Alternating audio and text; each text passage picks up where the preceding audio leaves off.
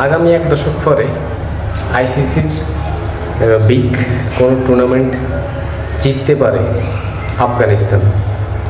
এই বিষয়টি মন্তব্য করলেন সাউথ আফ্রিকার বিখ্যাত বোলার ডেলি স্টেন। তিনি বলেন যে আফগানিস্তানের বর্তমানে তাদের যে পারফরমেন্স 2023 সালে ওয়ার্ল্ড কাপ সেমিফাইনাল,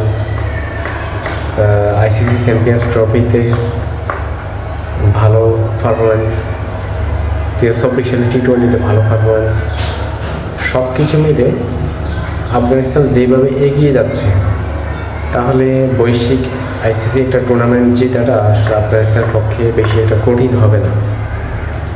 তবে তারা যেভাবে এগিয়ে যাচ্ছে, এইভাবে যদি তাদের অবস্থান এবং ক্রিকেটের যে 5 লাইন ঠিক থাকে, তাহলে আমি আশা করব এবং ডেলি স্টেনের যে মতামত সেটাও বাস্তবায়ন হবে।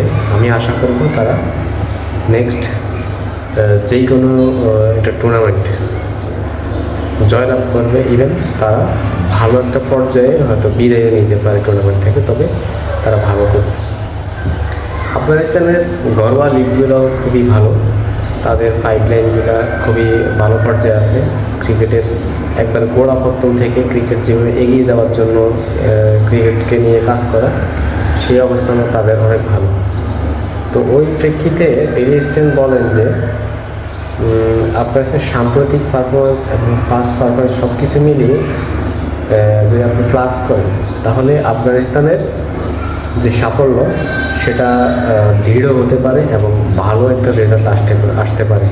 এবং আফগানিস্তানের যারা বর্তমানে সিনিয়র লেভেলে আছে, নবী, রাশিদ, তারা হয়তো তাদের কেরিয়ার শেষ হয়ে যাচ্ছে, তবে যারা নতুন আসতেছে তারাও সেম অবস্থা, তারাও কিন্তু দলের জন্য খুবই মনোযোগী খেলায় এবং ভালো ফিডব্যাক তারা দলে দিচ্ছে।